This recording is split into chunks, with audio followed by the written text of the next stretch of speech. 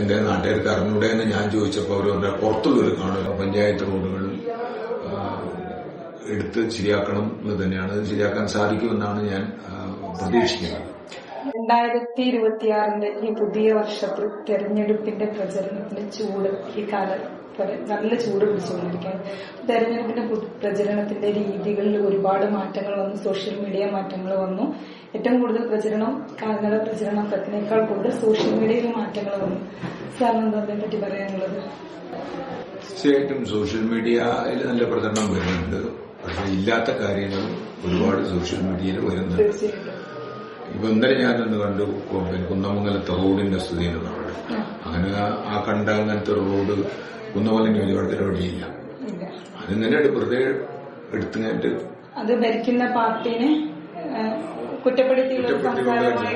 ഈ പ്രദേശത്തുള്ളവരാരും വിശ്വസിക്കില്ല. പക്ഷെ ഞാനിന്നലെ എന്നോട് ചോദിച്ചു, ഇങ്ങനെ റോഡിനെ പറ്റി ഇങ്ങനെ ഇട്ടിട്ടുണ്ട് എന്ന് പറഞ്ഞു. അപ്പൊ അതിന് മറുപടി കൊടുക്കണ്ടേ, അതിന്റെ നാട്ടുകാർക്ക് അറിഞ്ഞൂടെ എന്ന് ഞാൻ ചോദിച്ചപ്പോൾ അവർ പറഞ്ഞ പുറത്തുള്ളവർ കാണുമല്ലോ, അതിന് മറുപടി കൊടുക്കും. ഞാൻ പറഞ്ഞു പുറത്തുള്ളവർ കാണുന്നതല്ലാതെ നമ്മളിങ്ങനെ മറുപടി കൊടുക്കാൻ കാര്യത്തിന് പോകേണ്ടതില്ല. അപ്പോൾ നിങ്ങൾ പറഞ്ഞ പോലെ ആണ് പ്രചരണ സംവിധാനമെങ്കിലും വലിയ രീതിയിലുള്ള ഇല്ലായ്മകള്, കള്ളത്തരങ്ങള് നിർമ്മിച്ചു വിടുന്നുണ്ട് എന്നുള്ളതാണ്.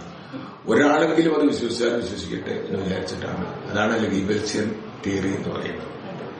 ഇപ്പൊ 4 വർഷം ഇടതുപക്ഷ ജനാധിപത്യം സ്ഥാനാർത്ഥിയായി മത്സരിക്കുന്നു. അപ്പം ഈ 5ാമത്തെ വർഷത്തിലോട്ട് വരുവാണ്.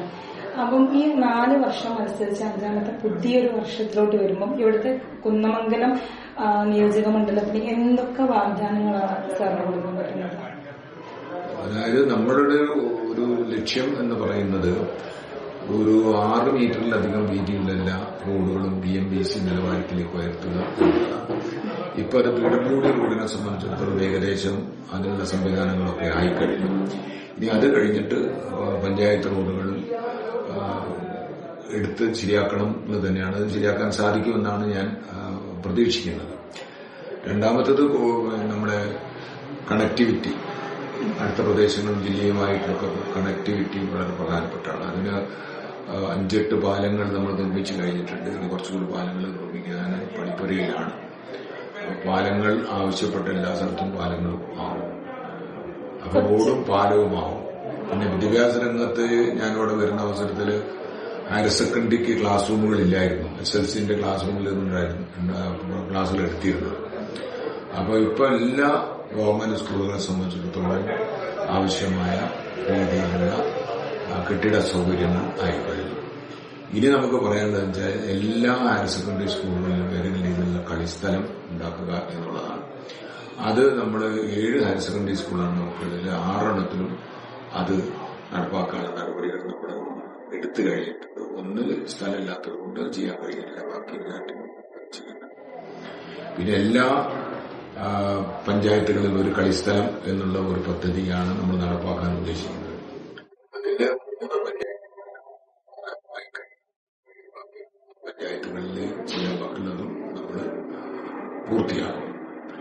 പിന്നെ ഫിറ്റ്നസ് സെന്റർ ആരംഭിക്കും എല്ലാ സ്ഥലത്തും. ഇപ്പോ 1,15,00,000 രൂപ ചെലവഴിച്ച് പന്തീരാങ്കാവിൽ അതിപ്പോ നമ്മൾ ഫംഗ്ഷൻ ചെയ്ത് തുടങ്ങിയിട്ടുണ്ട്. അതുപോലെ സ്ഥല സൗകര്യം അനുസരിച്ച് എല്ലായിടത്തും നമ്മുടെ ഫിറ്റ്നസ് സെന്റർ ആരംഭിക്കാൻ വേണ്ടിയിട്ടുള്ള തീരുമാനമാണ്. മുതിർന്ന പൗരന്മാർക്ക് വൈകുന്നേരം പോയിരിക്കാൻ ഉള്ള ഒരു സംവിധാനം എല്ലാ വാർഡുകളിലും ഉണ്ടാക്കണം എന്നാണ് നമ്മൾ ആഗ്രഹിക്കുന്നത്. പുതിയ ആശയമാണ്. കാരണം അത് ആ ട്രെൻഡ് വർദ്ധിച്ചു വരികയാണ്. അപ്പൊ അതിന് കുറച്ച് സ്ഥലവും മതി, കുറച്ച് പൈസയും മതി.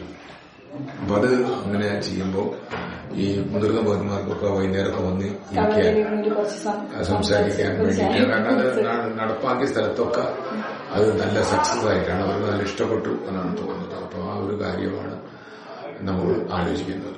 ഇപ്പൊ കൊടുവള്ളി നിയോജക മണ്ഡലത്തിൽ മത്സരിച്ചു, അവിടുന്ന് സാറ് ജയിച്ചു.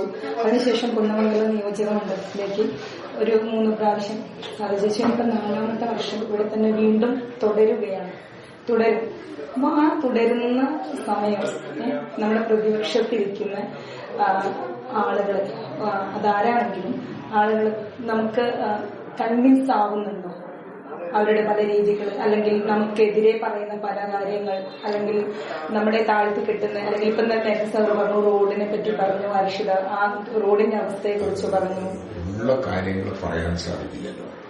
ഞാൻ ഒരു നിയമവിരുദ്ധാരി കൂടിയാണ്. എന്താണ് നടക്കുക എന്ന് എനിക്ക് കൃത്യമായിട്ട് അറിയാം.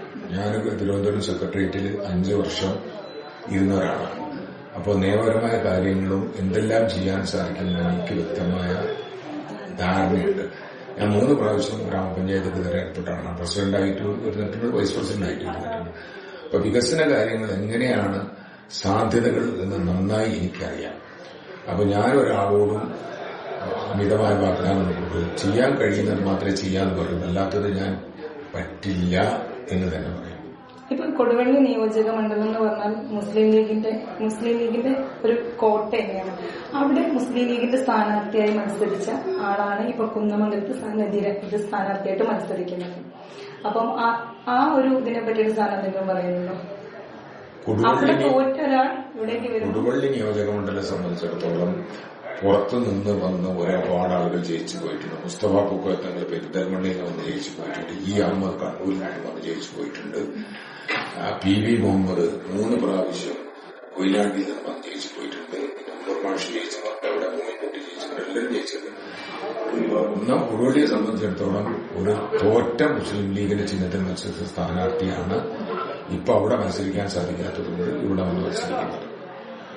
സ്വാഭാവികമായിട്ടും അവിടെ മുസ്ലിം ലീഗുകാർ സപ്പോർട്ട് ഇല്ലാത്തതുകൊണ്ടാണല്ലോ അവിടെ തോൽക്കുന്നത്. അപ്പൊ ആ ഒരു സാഹചര്യത്തിൽ എന്തുകൊണ്ട് അവിടെ ഒരു മുസ്ലിം ലീഗുകാരൻ തെരഞ്ഞെടുക്കപ്പെട്ടില്ല എന്ന് ചിന്തിക്കുന്ന ലീഗുകാരാണ് ഇവിടെ ഉള്ളതെന്നാണ് ഞാൻ മനസ്സിലാക്കുന്നത്.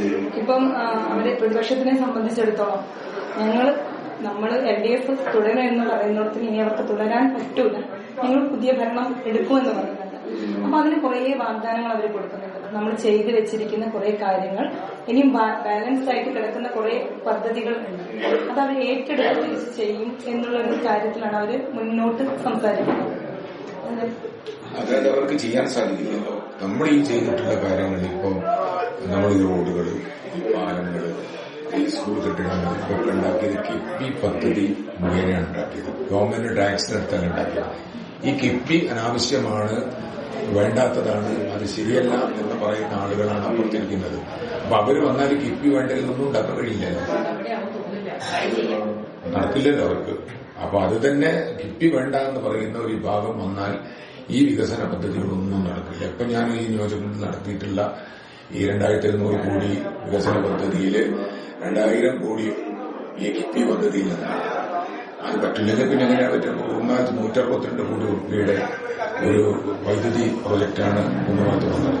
അത് കിഫ്ബിയുടെ പണമാണ്. ഇവിടെ ഉണ്ടാക്കിയിട്ടുള്ള റോഡുകളിൽ അധികവും കിഫ്ബിയിൽ നിന്നാണ് പണം. ഹയർ സെക്കൻഡറി സ്കൂളിലെ കെട്ടിടമൊക്കെ കിഫ്ബിയുടെ പണമാണ്. പാലങ്ങൾ കിഫ്ബിയുടേതാണ്. ആ കിഫ്ബി പറ്റില്ല, പാടില്ല എന്ന് പറയുന്ന ആളുകൾ വന്നാൽ ഇങ്ങനെ ഏറ്റവും വലിയ പ്രശ്നമായിട്ട് ഇപ്പൊ തുടർച്ചയായിട്ട് LDFിലെ ഭരണം മറ്റൊരു പാർട്ടിയെ സംബന്ധിച്ചിടത്തോളം വാഗ്ദാനങ്ങളിൽ ഒതുങ്ങിപ്പോയത് കൊണ്ടാണ്. അതായത് LDFിനെ സംബന്ധിച്ചിടത്തോളം കൊടുക്കുന്ന വാഗ്ദാനങ്ങൾ പാലിച്ചു വരുന്നുണ്ട്. ഈ നമ്മുടെ ഈ മന്ത്രിസഭയിലാണെങ്കിലും നമ്മൾ എന്ത് പറയുന്നത് ചെയ്യാൻ പറ്റുന്ന കാര്യങ്ങൾ ചെയ്തു പോരുന്നുണ്ട്. പക്ഷെ കഴിഞ്ഞ കുറച്ച് വർഷങ്ങൾക്ക് പിറകിലോട്ട് നോക്കുമ്പോൾ പെൻഷൻ സമ്പ്രദായമുണ്ട്. ഒരുപാട് കാര്യങ്ങൾ പെൻഡിങ്ങിൽ വെച്ചിട്ടുണ്ട്. സ്കൂളുകൾ അടച്ചുപൂട്ടണം, എത്ര ശതമാനം സ്കൂളുകൾ അടച്ചുപൂട്ടണമെന്ന മുഖ്യമന്ത്രിയുടെ ഒരു പ്രസ്താവന ഉണ്ടായിട്ടുണ്ടായിരുന്നു.